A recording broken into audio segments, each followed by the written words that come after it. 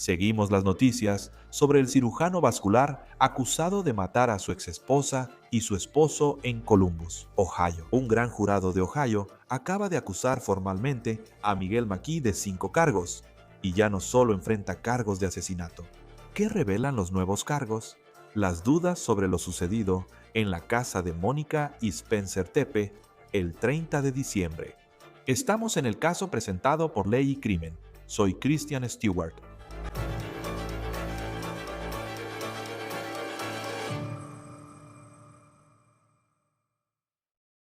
Miguel McKee ya no solo enfrenta 2 cargos de asesinato agravado. Quiero mostrarte esto. Acaban de presentar 5 cargos formales en el condado de Franklin, Ohio, donde está Columbus. Un gran jurado de Ohio acusó formalmente a McKee de 5 cargos el viernes y ahora enfrenta 4 cargos de asesinato agravado y un cargo de robo agravado. También nos enteramos por esta acusación de nueva información sobre lo que supuestamente tenía McKee la noche en que presuntamente cometió este terrible crimen. Actualmente, McKee está en la cárcel del condado de Winnebago, Illinois. Ahí es donde se encuentra Rockford, Illinois, aproximadamente a 1 hora y media al oeste de Chicago. Era cirujano vascular en una clínica de Rockford, Illinois, y fue arrestado cerca de su trabajo, informó la policía de Columbus. McKee espera la extradición a Ohio, donde enfrentará cargos por el presunto asesinato de Monique y Spencer Tepe la mañana del 30 de diciembre. Quiero recordarte porque ha llegado mucha información reciente y también hemos descubierto datos nuevos. ¿Quién es Michael McKee y cómo llegó a este punto siendo antes cirujano vascular? Este tipo de cirujano trabaja con venas y arterias. Debe ser muy inteligente y hábil para desempeñar este trabajo. ¿Cómo alguien pasa de eso a lo que es hoy? Ser un asesino supuestamente acusado de quitarle la vida a tu exesposa y a su esposo, con niños pequeños en la casa. Analicemos nuevamente el caso de McKee, cirujano vascular en un centro médico de Rockford, Illinois, hasta su arresto. Agentes de la ATF lo arrestaron el fin de semana pasado cerca de su trabajo, supuestamente en un Chick-fil-A. Esperamos saber más sobre lo que ocurrió durante su arresto. Además, investigamos cómo era el trabajo de McKee como cirujano vascular. Previo a los asesinatos de Spencer y Monique Tepe, la conexión de McKee con los Tepe era, como mencioné, por Monique. Él se casó con ella, su apellido de soltera es Sabatursky, y la policía de Columbus aún no ha dicho cuál creen que fue específicamente el motivo por el que McKee supuestamente cometió estos asesinatos. Pero sí dijeron en una conferencia de prensa que consideran esto un ataque dirigido y dicen que fue un acto de violencia doméstica. Ahora, McKee y Monique se divorciaron en 2017, así que esto fue hace aproximadamente una década, que, al parecer, tomaron caminos separados. Solo estuvieron casados durante 2 años. El divorcio parecía amistoso en los documentos de la corte, pero claramente hay más detrás. Después, se casaron en 2015 y se mudaron a Virginia, donde McKee sigue formándose como cirujano vascular. Con residencia en Roanoke, la pareja compró una casa. Ellos tenían una casa en Roanoke mientras él seguía en esa residencia. Aunque la carrera médica de McKee era prometedora, el matrimonio parecía destinado al fracaso y terminó rápidamente. El 2 de mayo de 2017, Monique Tepe Sabatersky solicita el divorcio en Franklin, Ohio. La demanda de divorcio señala que cuando ella la presentó, llevaba más de 6 meses en Ohio. ¿Y McKee? Él seguía en Virginia, en su residencia de cirugía, y la demanda continúa diciendo que la pareja no tenía hijos. Ella no estaba embarazada en el momento en que presentó la solicitud de divorcio y la razón por la que lo hacía. Cito, la demandante declara que las partes son incompatibles. Ahora, hay muchos rumores sobre cómo era este matrimonio. A principios de esta semana, Law and Crime habló con Rob Misla, quien es cuñado de Spencer Tepe, y habló sobre algunos de los abusos verbales que él cree que formaron parte de este matrimonio, que Monique le hizo a su exesposo, McKee. Hoy obtuvimos aclaraciones sobre el divorcio de las que quiero hablar, ya que al investigar el caso de la pareja, al inicio vimos eso. Había una nota de junio pasado que indicaba una audiencia en septiembre de 2025. En 2017 se hizo eso, Y Estados Unidos Today dice que el caso se reabrió por un error administrativo. Así que ese es el contexto de esa parte de la historia. Ahora, cuando vemos la vida de Monique, ella sigue adelante, se casa con este dentista, Spencer Tepe. Los dos se casan en 2020. Tienen dos hijos, que ahora tienen 1 y 4 años. McKee, aunque continúa con su entrenamiento para convertirse en cirujano, deja Virginia en 2020 después de graduarse de la residencia. Hace una especialidad, según se ha informado, en Maryland. Llega a Las Vegas y ahí empiezan los problemas, ya que trabaja para el grupo quirúrgico y tuvo dificultades profesionales. En los meses previos a los asesinatos de Spencer y Monique Tepe, se presenta una demanda en 2024 acusando a un asistente médico en la práctica quirúrgica donde trabajaba McKee de insertar un catéter de manera incorrecta antes de un procedimiento en 2023. El catéter supuestamente se rompió y 86 pulgadas quedaron dentro del paciente, según la demanda. McKee fue mencionado no por realizar el procedimiento, sino porque el demandante dice que debía entrenar al asistente médico en la colocación correcta, y dicen que no lo hizo. Ahora, no es tanto la demanda lo que realmente es sospechoso para McKee, sino cómo, aparentemente, él respondió a la demanda y lo que esto reveló sobre lo que tal vez le estaba diciendo a su lugar de trabajo, es decir, la empresa que está tratando de notificarle. Una demanda enmendada afirma que intentaron localizar a Miguel McKee 9 veces desde septiembre del año pasado, 3 meses antes de los asesinatos, sin éxito. Fueron varias veces a su casa, vieron la televisión encendida, luego se apagó, pero nadie salió. Lo más preocupante fue que esta empresa acudió al empleador de Miguel McKee, la práctica quirúrgica en Las Vegas. Y un doctor ahí dice que no tienen idea de dónde está, y dicen que simplemente desapareció. Y luego, además de eso, dicen eso. La licencia quirúrgica de McKee en Nevada expiró a mediados del verano pasado. Actualmente tiene una licencia de cirujano activa en Illinois, donde residía, y otra estuvo activa en California. Ahora, hasta este punto, viendo el camino que seguía Monique y el que seguía McKee, y por lo que parece, tomaron caminos separados. Parecía así, pero todo cambia el 30 de diciembre. Spencer, quien trabaja conmigo, no vino hoy y no logramos contactarlo a él ni a su familia. No se presentó a trabajar. ¿Correcto? ¿Está bien? ¿Tiene problemas? No, siempre ha sido confiable. No podemos contactar a él, su esposa, ni a nadie de su casa.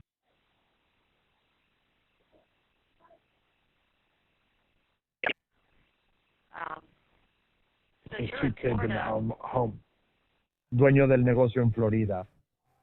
Mis empleados me informaron que él no estaba en el trabajo y que ahora él dirige la oficina. La primera llamada al 911 vino del trabajo del doctor Spencer Tepe, porque no se presentó y su jefe, de vacaciones en Florida, llamó tras recibir avisos de los compañeros, diciendo que el doctor Tepe, quien ama ir a trabajar y siempre es confiable para llegar a tiempo y estar en la oficina, no se presentó ahora, mientras la policía enviaba unidades y llegaba a la casa de los Tepe para un control de bienestar. El primer oficial fue a la dirección equivocada. Un amigo llega preocupado a la casa de los Tepe, entra y dice eso.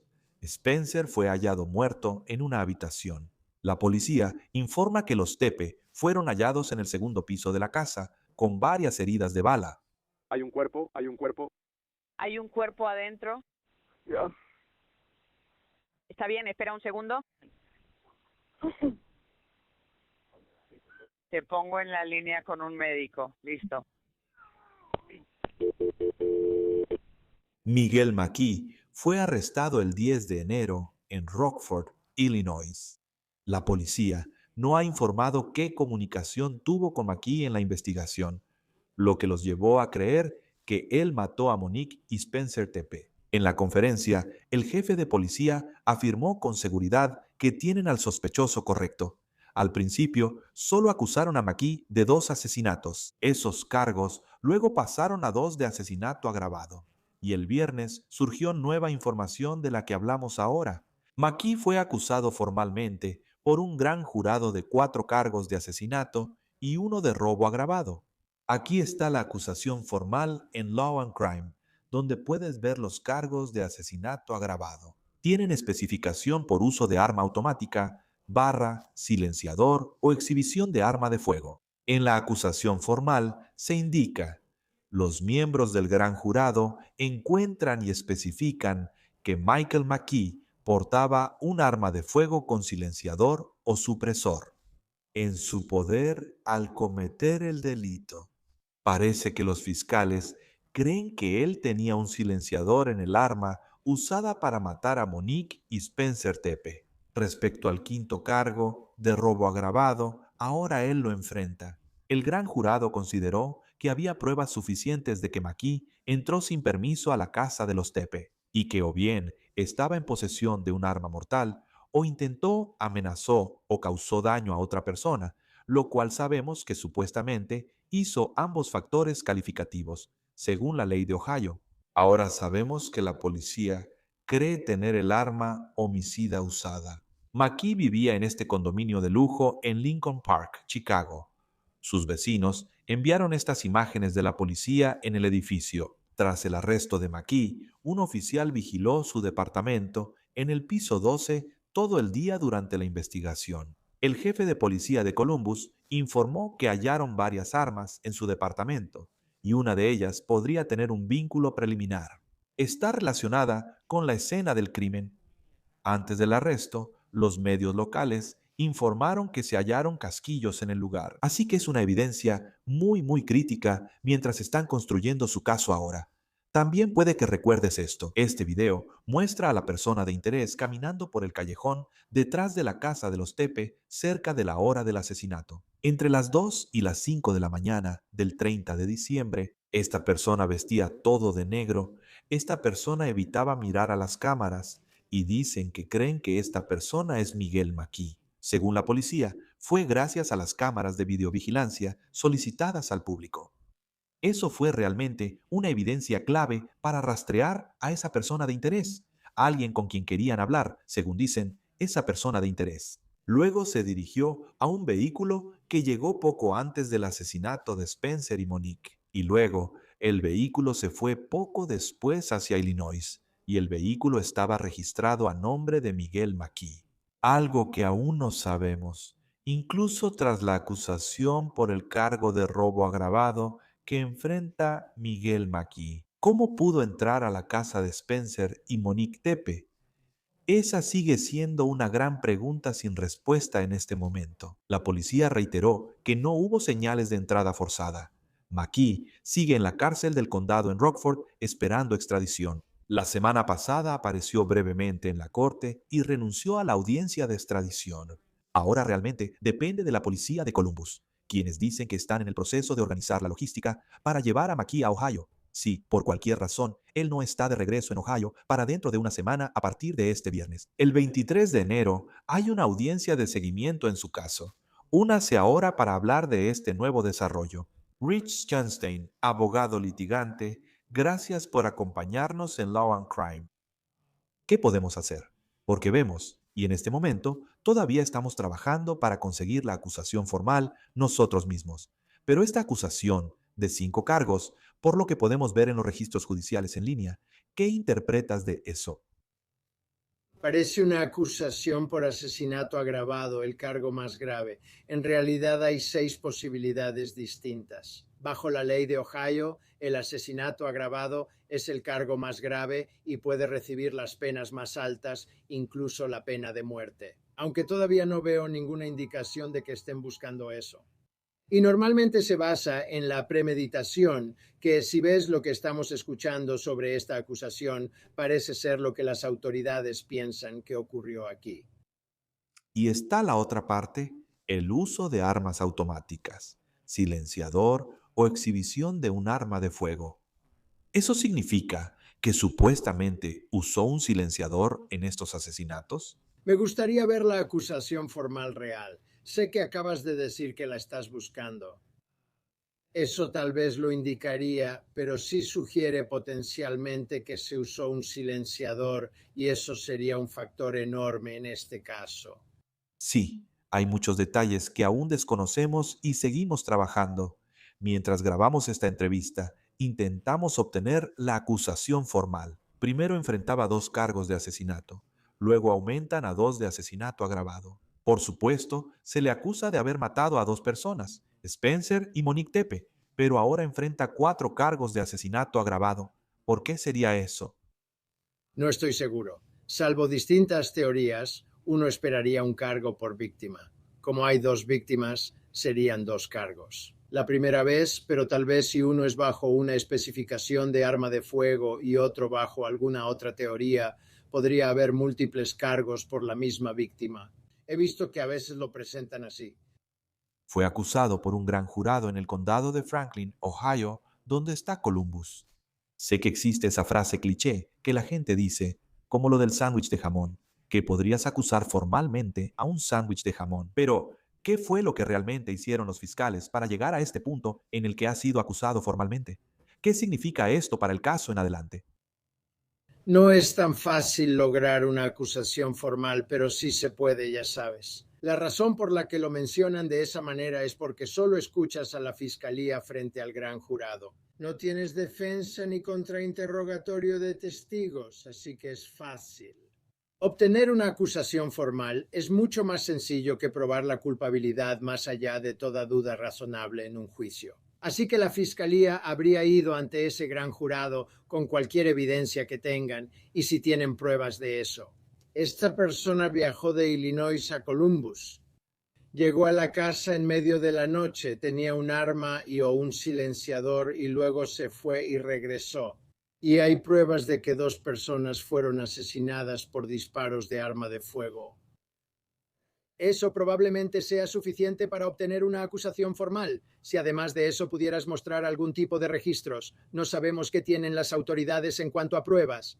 Podrían haber revelado el historial de búsqueda en Internet de esta persona, o sus mensajes de texto, o sus llamadas telefónicas, o qué más estaba pasando en su vida. Pudieron añadir eso al panorama, pero parece que ya hay suficiente para una acusación formal. Y sé que todavía estamos al principio. Quiero decir, él todavía está en Illinois en este momento. Mientras hablamos, ni siquiera ha regresado a Ohio. No sabemos cuánto tardará en haber un juicio en esto, pero ya fue acusado formalmente de 5 cargos. Eso significa que quién sabe qué encontrará el historial de su celular, quién sabe qué más, quién sabe qué otra evidencia podría salir a la luz. ¿Cómo pueden los fiscales añadir más cargos y cómo funciona ese proceso? Si hay más evidencia, agregas más cargos, tienes que presentarte ante un gran jurado. Sabes, seguir presentándote ante un gran jurado mientras construyes tu caso, si quieres agregar más cargos. En general, si tienes cargos extra en vez de evidencia nueva, regresarías y presentarías una acusación sustitutiva si tuvieras algo más. Ahora, si solo es más evidencia, ¿verdad? Ya has sido acusado de asesinato agravado. Si solo es más evidencia para probarlo, no necesitan una nueva acusación, solo tienen más pruebas. Y para la policía en Columbus, las autoridades en Columbus todavía están trabajando en traerlo de regreso a Ohio desde Illinois. ¿Qué implica ser acusado por un gran jurado? Supongo que esa parte y quizá la prisa por llevarlo a Ohio para enfrentar los cargos. Debería ser más fácil. Chris, ya hablamos de esto antes.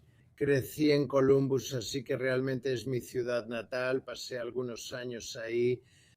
Y el hecho de que lo hayas acusado hace que el proceso de extradición sea un poco más fácil. Incluso puede que renuncie a la extradición. No sé si ya tiene abogado, quizá renuncie y solo venga a Columbus por su cuenta. Pelear eso no le conviene ni será una propuesta ganadora. Nadie elude la extradición por asesinato en Estados Unidos, así que tarde o temprano estará en Columbus para enfrentar estos cargos. Aún falta mucho por conocer sobre su versión y posible defensa, pero sea quien sea su abogado defensor, sé que la semana pasada él renunció a la extradición. Ahora él espera que la policía de Columbus coordine su traslado de regreso. En la audiencia tuvo un defensor público. Como cirujano vascular, quiero decir, estoy seguro de que le iba bastante bien económicamente, así que tal vez no califique para un defensor público, o tal vez debería preguntar sobre eso. O sea, si era alguien que ganaba 6 cifras, eso implicaría tener que contratar un abogado privado en vez de un defensor público como el que tuvo en Illinois para una audiencia breve. Bueno, primero que nada, olvidé ese detalle de que él renunció a la extradición. En segundo lugar, a menudo al acusado se le asigna un defensor público desde el inicio, mientras aún elige a su representante. Y especialmente donde va a requerir un abogado con base en Columbus, no debería decir necesitar. Quiero decir, supongo que podría hacerlo con un abogado de otro estado o alguna combinación, pero debería querer un abogado con base en Columbus, que conozca las leyes de Ohio, que conozca al jurado en Ohio, que conozca a los fiscales en Ohio. Si quiere llegar a un acuerdo, consiga a alguien local si es posible. No lo sé, yo me dedico a litigios comerciales, como sabes, y nunca hago suposiciones sobre los recursos de alguien. Hay mucha gente allá afuera que ha hecho mucho dinero y por una u otra razón no tiene dinero. Y entiendo que este individuo tiene algunos litigios en su contra, así que eso podría ser un factor, así que no sé cuál es su situación financiera. Debería tener derecho a un defensor público siempre. Sí, no, es un buen punto. Como cirujano vascular, uno pensaría eso, pero todos tienen distintas situaciones financieras. Ohio tiene pena de muerte. ¿Cuál es el estándar? Sé que enfrenta cargos de asesinato agravado, pero ¿qué se necesita normalmente para que alguien pueda recibir la pena de muerte? No he estudiado el Estatuto de Ohio. Generalmente hay factores agravantes como el uso de un arma de fuego. Podría ser un factor agravante, la premeditación puede ser un factor agravante, el silenciador, si hay uno, también entraría en juego aquí. Si realmente manejó de Illinois a Ohio, con una pistola y un silenciador, entró a una casa, mató a 2 personas y luego regresó conduciendo. Eso probablemente sería suficiente para alegar algunos de los factores agravantes necesarios para la pena de muerte, porque eso es mucha premeditación. Por cierto, es uso de un arma mortal. Había 2 niños en la casa. Bueno, Puedes alegar que puso en riesgo a otros, incluidos niños, al cometer el delito. Además, creo que está acusado de allanamiento de morada, pero puedes alegar que cometió asesinatos mientras cometía un delito adicional. Eso puede ser un factor agravante. Creo que aquí hay suficiente para presentar el cargo si los fiscales quieren. A veces los fiscales optan por no pedir la pena de muerte aunque puedan. Eso complica enormemente el proceso, hace que su trabajo sea mucho más difícil para obtener una condena. Hay varios factores que influyen, así que por ahora solo me enfocaría en esa parte del caso. para quien sea su abogado defensor, tal vez sea un defensor público, tal vez pueda conseguir, ya sabes, un abogado defensor muy caro, muy experimentado, de alto perfil. ¿Quién sabe qué pasará? Esa persona se reúne con él el primer día al volver a Ohio. O sea, ¿qué pasa después cuando intentas averiguar cómo se ve una defensa cuando aparece? Y a menudo estos casos son así. La fiscalía tiene pruebas bastante condenatorias en su contra. Bueno, supongo que lo primero que quiero hacer en cualquier caso como este es asegurarme de la competencia de mi cliente. ¿Quieres asegurarte de que no haya ningún problema inmediato sobre la capacidad mental o algo por el estilo que pueda influir? Observamos que eso pasó en California con Nick Rainer. Debes asegurarte de ello. Y luego tienes que tratar de averiguar cuál es la defensa. ¿Sabes? ¿Hay una defensa de yo no fui la persona que lo hizo? ¿O hay defensa de yo lo hice? Pero hay alguna otra circunstancia que debe tomarse en cuenta, por ejemplo, locura, defensa propia u otro factor atenuante. Y claro, en un caso así potencialmente capital, realmente pones atención a las penas. Y tu prioridad número 1, siempre en un caso potencialmente capital, es mantener a tu cliente con vida. Y podrías enfocar parte de tu atención en eso más que en los méritos subyacentes. No podemos responder a esta pregunta hoy, Aunque hay casos y situaciones distintas, como Idaho y Brian Koberger, eso duró años, hasta que casi hubo un juicio. En otros casos de asesinato, a veces se resuelven o no, pero suelen concluir con una condena o veredicto en año y medio. ¿Qué es lo que determina si un caso va a ser uno que dure tanto tiempo? Aquí seguimos, en 2028 y 2029, discutiendo si Miguel Maquis hizo estos asesinatos, o si es uno de esos casos donde vemos un camino rápido hacia un veredicto, lo cual sucede en algunos casos. Sí, creo que las dos cosas que destacaría, aunque hay otras, son la complejidad y la estrategia. La complejidad del caso afecta a todos. La fiscalía debe entenderlo y la defensa revisar pruebas y definir su estrategia.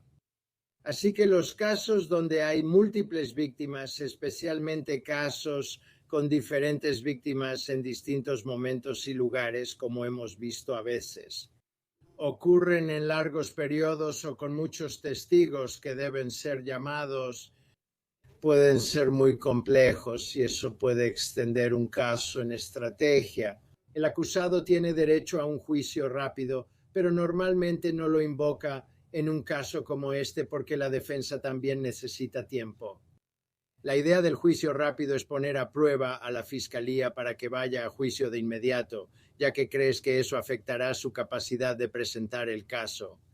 Pero si interfiere con tu capacidad de presentar una defensa, definitivamente te sale contraproducente. Así que normalmente no ves eso en un caso como este. Es a principios de 2026, así que mi estimación aproximada sería un juicio en algún momento de 2027. Y recuerda, por supuesto, que existe toda la posibilidad de que esto termine con algún tipo de resolución negociada. Muchos casos todavía terminan en un acuerdo de culpabilidad y no sabemos si eso será una posibilidad aquí.